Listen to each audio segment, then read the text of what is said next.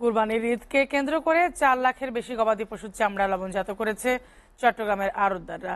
তবে দাম নিয়ে এবারও ঠকেছেন মৌসুমী ব্যবসায়ীরা। আড়তদাররা বলছেন, সরকারের বেঁধে দেওয়া দাম ট্যানারি মালিকরা চামড়া না কেনায় ঝুঁকি নিয়ে চামড়া লবণজাত করতে হয়েছে তাদের।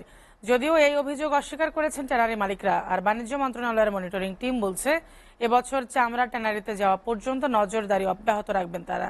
অমিত দাসের ক্যামেরায় সোহাগ কুমার বিশ্বাসের প্রতিবেদন। চট্টগ্রামের আতুরার ডিপো আড়তপাড়ার চিত্র এটি। গুদাম উপচে সড়ক ও ফুটপাতেও স্তূপ করে রাখা হয়েছে কোরবানির পশুর লবণজাত চামড়া। পরিসংখ্যান বলছে, কোরবানির প্রথম দিনেই 4 লাখের বেশি চামড়া লবণজাত করা হয়েছে। এত চামড়া লবণজাত করা হলেও আড়তদারদের বিরুদ্ধে দাম নিয়ে কারসাজির অভিযোগ মৌসুমী ব্যবসায়ীদের।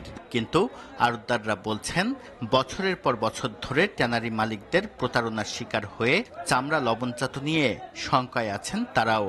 এই পর্যন্ত আজ 210 বছরে যে দামটা নির্ধারণ করে, এই পর্যন্ত আমরা সেই দামটা কোনোদিন পাই না। আমাদের কাছে যদি আসে 50 টাকা ফুট বলে, আমাদের কাছে আছে বলে 30 টাকা 32 টাকা। মানে আমরা তো আমাদের প্রধানমন্ত্রীর কাছে আমরা অনুরোধ করি, বাণিজ্য মন্ত্রণালয়ের কাছে অনুরোধ করি, ট্যানারি অ্যাসোসিয়েশনের সভাপতির কাছে অনুরোধ করি, ওরা মুখে যে দাম বলছে সেই দামটা যেন আমাদেরকে দেয়। না হলে আবার আমরা ব্যবসায়ীরা দেউলিয়া হবে, আবার আমরা ব্যবসা 10 হয়ে যাবে।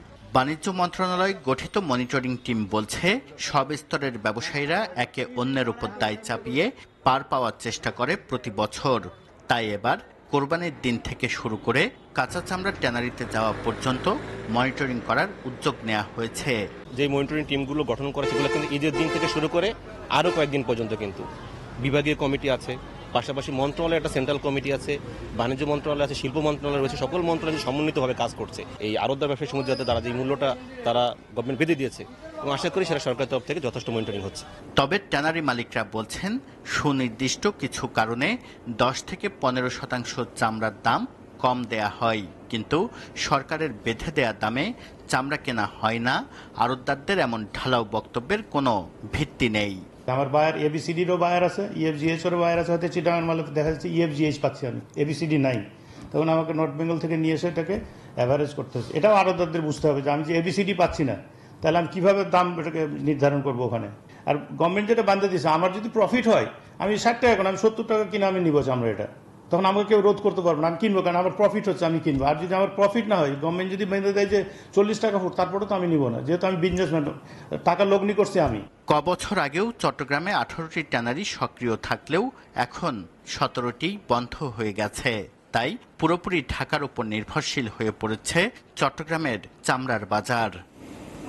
সোহাগ কুমার বিশ্বাস, এসআরটিভি, চট্টগ্রাম।